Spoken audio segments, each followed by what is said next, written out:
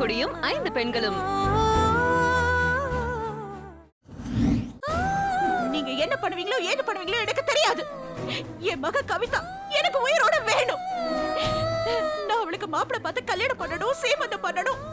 அவ பெத்த தர பேர குழந்தைகளை நான் கொஞ்சணும். அதுங்களுக்கு மாப்பிள்ளை பார்த்து பொண்ணு பார்த்து நான் கல்யாணம் பண்ணி வைக்கணும். எனக்கு நிறைய வேலை இருக்கு. எனக்கு என் கவிதா உயிரோட வேணும். அவ இல்லனா நான் இல்ல.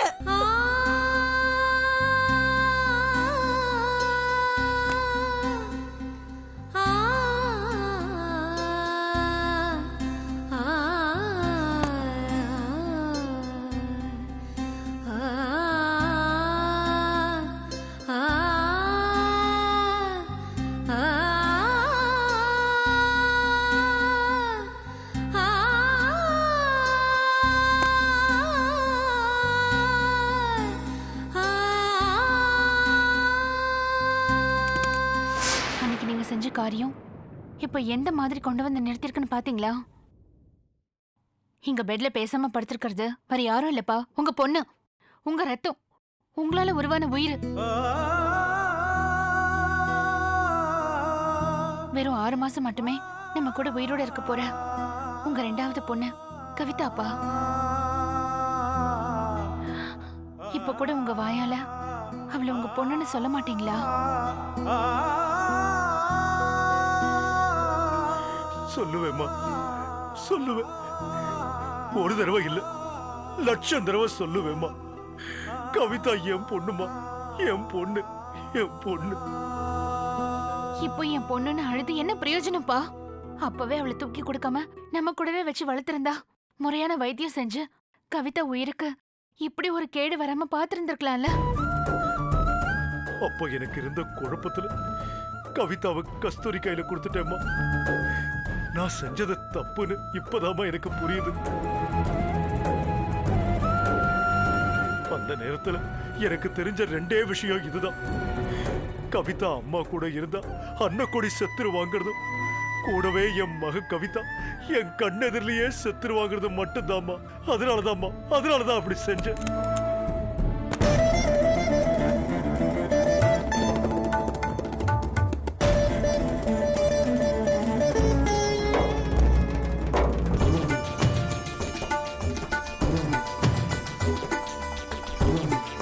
நீங்க என்ன விளக்கத்தை சொன்னாலும் அதை இந்த ஊரும் ஏத்துக்காத, நாங்களும் ஏத்துக்க மாட்டோம். அப்பவே செத்து போகணும்னு நீங்க கொடுத்த இந்த கவிதாவை இந்த கஸ்தூரி அம்மா 22 வருஷமா வளர்த்திருக்காங்க. அப்பவே உங்க நியாயம் அடிபட்டு போயிடுச்சுல்ல. இத்தனை வருஷம் கழிச்சு கிடைச்ச கவிதா சத்தியமா என்னை விட்டு போக மாட்டா, போகவும் விட மாட்டேன். கோயில்ல இருக்கிற தெய்வமே சொல்லிடுச்சு.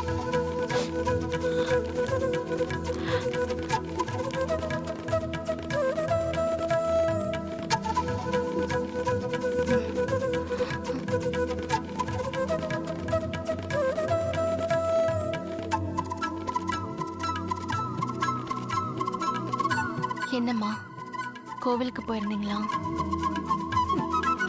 ஆண்டவனால என் ஹார்ட் ப்ராப்ளத்தை தீர்த்து வைக்க முடியாதுமா. அந்த மாதிரி எல்லாம் பேசாதப்பா. தெய்வம் நல்லவங்களை கைவிடாது. நான் நல்லவளே இல்லம்மா, அதான் சொன்னேனே. அப்பா மேல இருக்கிற கோவத்தால சொந்த அக்கா வாழ்க்கையை பறிக்க பார்த்தவன. நான் ரொம்ப நாளைக்கு உங்க கூட இருக்க மாட்டேன். என்னை பார்த்ததை மறந்துட்டு இப்போதுல இருந்தே எல்லாரும் சந்தோஷமா வாழ பழகிக்கோங்க. முதல்ல இந்த மாதிரி பேசுறத நிறுத்து. அம்மா சொன்ன மாதிரி நீ நல்லாவே இருப்ப. அம்மா அந்த மாதிரி சொல்லலாம், எல்லாம் தெரிஞ்ச என் அக்கா இந்த மாதிரி சொல்லலாமா? மனுஷங்களா பிறந்த எல்லாரும் ஒரு நாள் சொல்லாம கொள்ளாம மேல போய் தானே ஆகணும். என்ன நான் கொஞ்சம் வித்தியாசமா எல்லாருக்கும் பாய் பாய் சொல்லிட்டு போறத நினைச்சுக்கோங்க. வாங்க டாக்டர், உங்களை தான் நினைச்சேன். நீங்களே கரெக்டா வந்துட்டீங்க. உங்க வாயால் நீங்களே சொல்லுங்க எனக்கு என்ன ப்ராப்ளம்னு. என்ன டாக்டர், நீங்களும் இவங்கள போல வருத்தமா நிக்கிறீங்க? என்கிட்ட சொன்ன விஷயத்த இவங்க கிட்டயும் சொல்லுங்க. இவங்க எல்லாரும் என் வெல்விஷர்ஸ் தான். சொல்லுங்க டாக்டர், என் ஆயுசு எவ்வளவு நாள்? 6 மாசம்தாம்மா.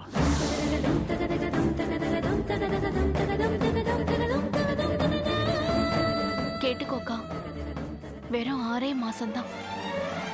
நான் உங்களுக்கு நடுவுல உயிரோட உலாத்த போறது வெறும் 6 மாசம்தான்.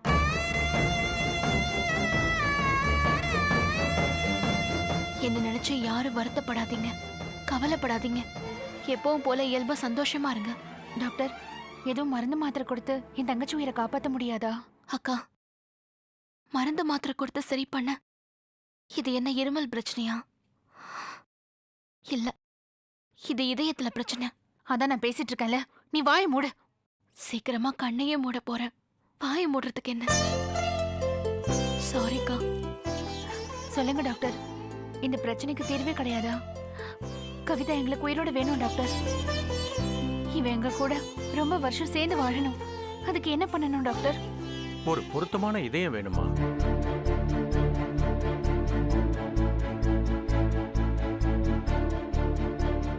ஆமாம்மா, கவிதாவோட பிளட் குரூப்புக்கு பொருத்தமான ஒரு இதயம் கிடைச்சதுன்னா கவிதாவுக்கு இதய மாற்று அறுவை சிகிச்சை பண்ணி இவளை காப்பாத்திடலாம். அதுக்கு மூளைச்சாவு மூலமா இறந்து போற ஒருத்தரோட இதயம் வேணும். அதுவும் நான் குறிப்பிட்ட 6 மாசத்துக்குள்ள. அதுவும் கவிதாவோட பிளட் குரூப்ல. இது நடந்தா கவிதாவை காப்பாத்திடலாம். மத்தபடி வேற எந்த ட்ரீட்மெண்ட் பண்ணாலும் கவிதாவை காப்பாற்ற முடியாது.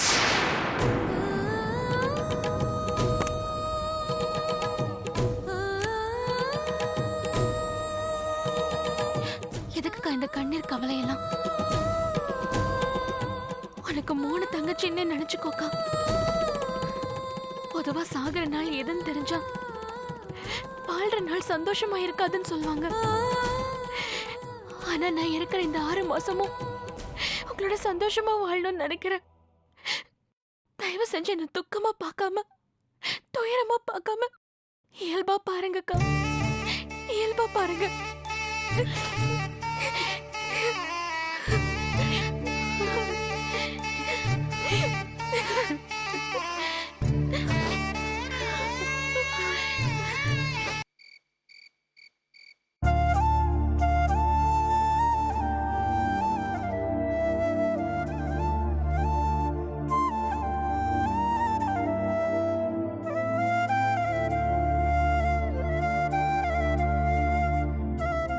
நில்லடி.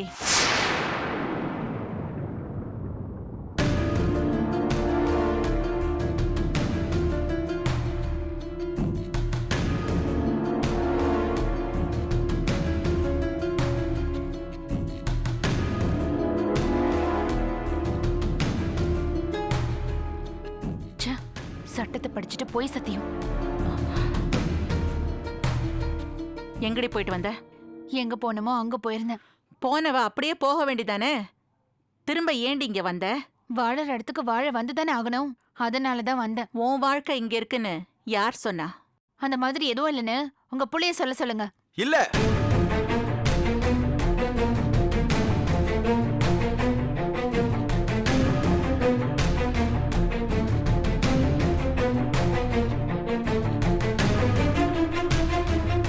அதான் என் புள்ள வாழ்க்கை இல்லைன்னு சொல்லிட்டான்ல, போடி வெளியில. என்னடி போகாம முறைக்கிற? பண்றதெல்லாம் பக்கா அயோக்கியத்தனம். பாக்குற பார்வைய பாரு, என்னமோ நல்லவ மாதிரி. யாரு? நான் பண்றது அயோக்கியத்தனமா? மனசாட்சி இருந்தா அதை கேட்டு பாருங்க. யாரு நல்லவங்க, யாரு அயோக்கியத்தனம் பண்றவங்கன்னு அது சொல்லும். எதுக்கு நீ தேவையில்லாம அவங்க மேல பாயற? இப்ப நான் கேட்கறதுக்கு மட்டும் பதில் சொல்லு. கோயில்ல வச்சு கவிதாவை காட்டி உங்க அம்மா கிட்ட கவிதா என் தங்கச்சி, உனக்கு பிறந்த 2வது பொண்ணுன்னு சொன்னியே, அதுக்கு என்னடி அர்த்தம்? ஆமா, அவ என் தங்கச்சி தான். எனக்கு பின்னாடி பிறந்தவ, மனோகரிக்கு முன்னாடி பிறந்தவ. என் அம்மா அன்னக்கொடிக்கு 4 பொண்ணுங்க இல்ல, மொத்தம் 5 பொண்ணுங்க. என்ன புதுசா கதை விடுற?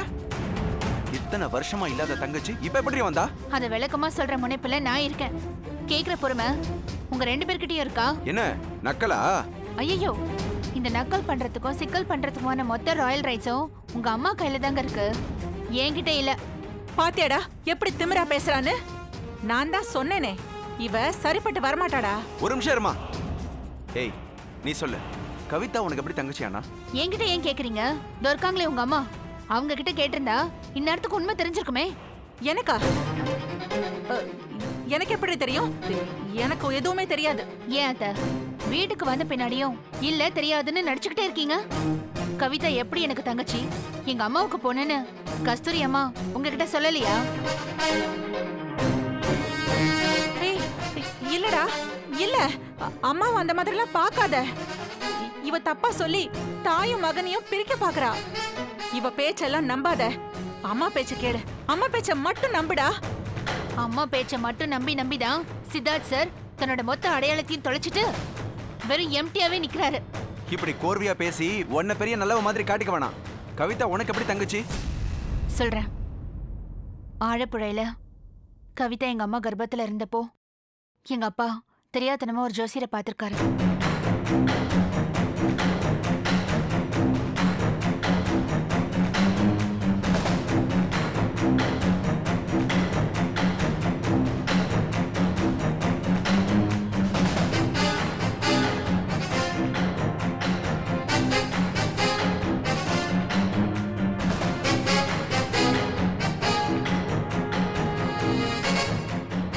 இந்த விஷயத்த நான் எங்க அப்பா மூலமா தெரிஞ்சுக்கிட்டேன்.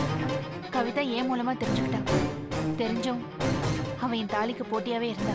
இதெல்லாம் நம்புற மாதிரியா இருக்கு? அதானே, பிறந்த உடனே செத்து போயிடும்னு சொன்ன குழந்தை 22 வருஷமா உயிரோடவா இருக்கும்? இருக்கு, நம்பணும்.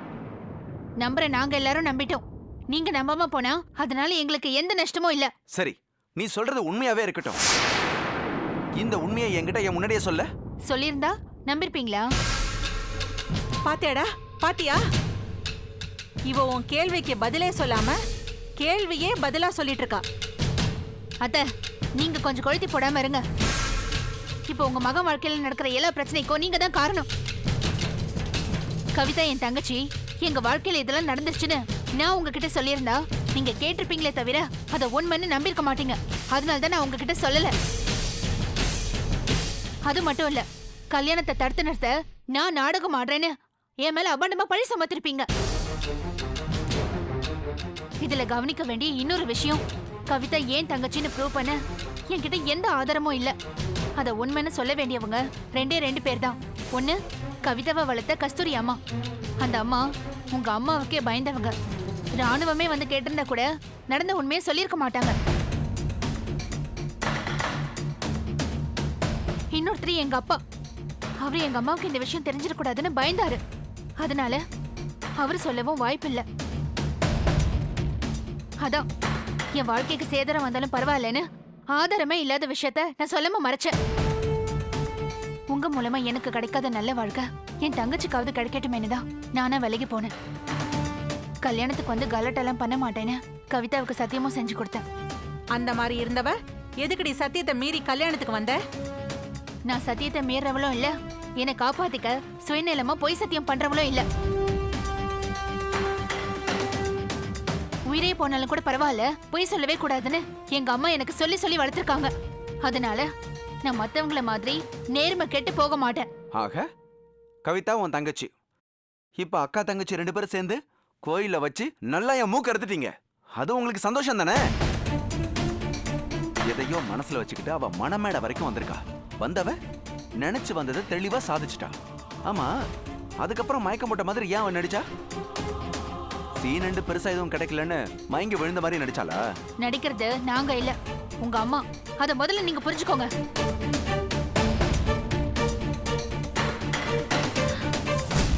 என் தங்கச்சி கவிதாவோட இதயத்துல பிரச்சனை.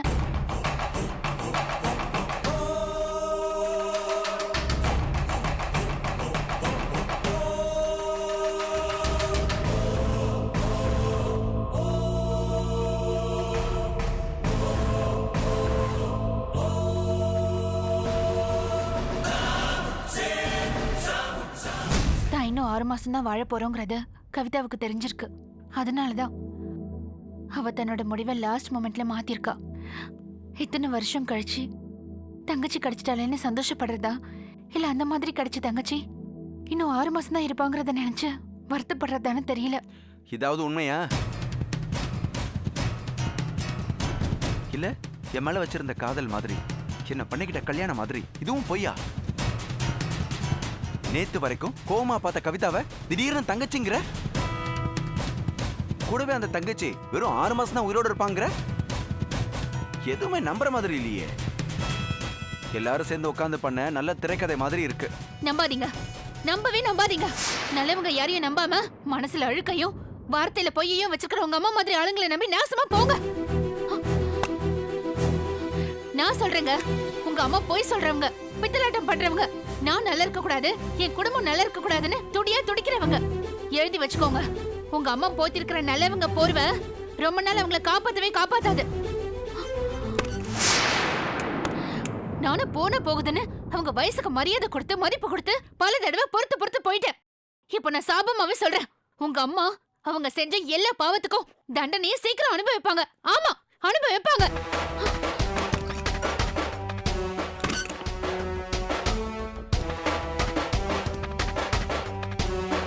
என்னம்மா இந்த மாதிரிலாம் சொல்லிட்டு போறா? ஏய் விடுறா, அவ ஏதோ வயிற்றுச்சல்ல வாரி கொட்டிட்டு போறா. எல்லாம் சாயம் வெளுத்துருச்சுல, அந்த வேதனை.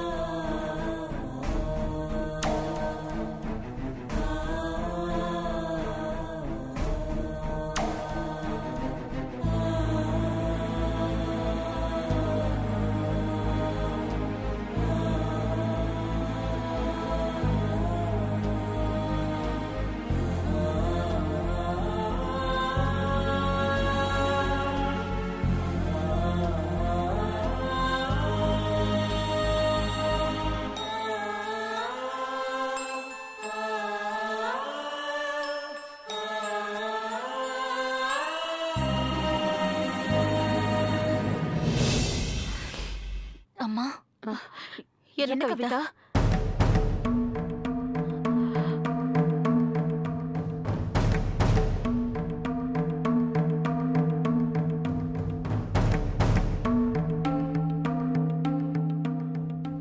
என்னம்மா வேணும்? சொல்லுமா, என்ன வேணும்? குடிக்க தண்ணி வேணுமா? கொண்டு வரேன்.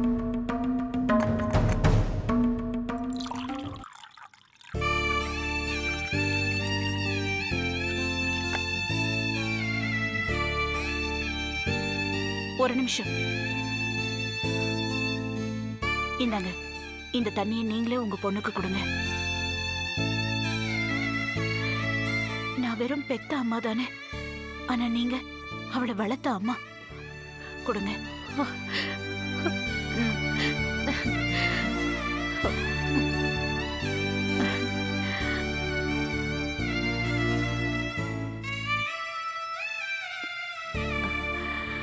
போதுமா? கௌரி அக்கா எங்கம்மா? நாங்க 2 பேரும் இருக்கிறதுனால அவ எதுக்குன்னு அவளை வீட்டுக்கு அனுப்பிச்சிட்டோமா. சும்மாவே அவன் மாமியாரு கௌரிய வச்சு வாங்குவா. இதுல அவ இங்க ராத்தாங்கன்னா சும்மா இருப்பாளா? அக்காவோட நல்ல மனசு அவங்களுக்கு தெரியலம்மா. தெரிஞ்ச அந்த மாதிரி பண்ண மாட்டாங்க. ஆமாம்மா, எனக்கே கடைசி நேரத்துல தான் அக்கா மனசை பத்தி தெரிஞ்சது. கௌரி அக்கா ரொம்ப நல்லவங்கம்மா. முன்ன எக்காரணத்து கொண்டும் என் புருஷனை உன்கிட்ட விட்டு தர மாட்டேன்னு என்கிட்ட சண்டை போட்ட அக்கா, சபதமே போட்ட அக்கா, நான் அவங்க தங்கச்சின்னு தெரிஞ்சதும் தாலியே தாரவாக்க துணிஞ்சாங்களே. இந்த மனசு எந்த பொண்ணுக்குமா வரும்? நான் சொல்றேம்மா, அக்காவோட நல்ல மனசுக்கு ஒரு குறையும் வராது. அவங்க நல்லா இருப்பாங்க. நீங்க என்னம்மா சொல்றீங்க? இப்ப என் கவலை எல்லாம் கௌரிய பத்தி இல்ல கவிதா, உன்னை பத்தி தாம்மா. எனக்கு என்னம்மா, கல்லு மாதிரி 6 மாசம் உங்க எதிரில் பிரமாதமா வாழ்வேன். அதுக்கப்புறம் வருஷக்கணக்கில் உங்க மனசுல வாழ்வேன். கவிதா, பெரிய இவ மாதிரி தத்துவெல்லாம் பேசாதே என்ன? அம்மா நான் சொல்றேன், நீ நினைக்கிறதோ இல்ல அந்த டாக்டர் சொன்னதோ நடக்கவே நடக்காது. என்னோட இதய பிரச்சனை தானா சரியா போய் நான் உங்க கூட 30-40 வருஷம் வாழ்வேன்னு சொல்ல வரீங்களா? அது நடக்குதா இல்லையான்னு நீயே பாரு. அது நடக்க வாய்ப்பே இல்லை. நான் சொல்றேன், இந்த விஷயத்தையாவது கேளுங்க. எதுக்கு இந்த மாதிரி நீங்க ஹாஸ்பிட்டல்ல இருந்து கஷ்டப்படணும்? பேசாம அக்கா கூட வீட்டுக்கு போயிருக்கலாம்ல. உன்னை இத்தனை வருஷம் நான் பிரிஞ்சிருந்தது போதாதா? இதுக்கு மேலே நான் உன்னை விட்டு பிரியணுமா? இதுக்கு மேல நான் உன் கூட தான் இருப்பேன். உன்னை விட்டு நான் பிரிய மாட்டேன். எதுக்காகவும் நான் உன்னை பிரியறதா இல்ல, பிரியவும் மாட்டேன்.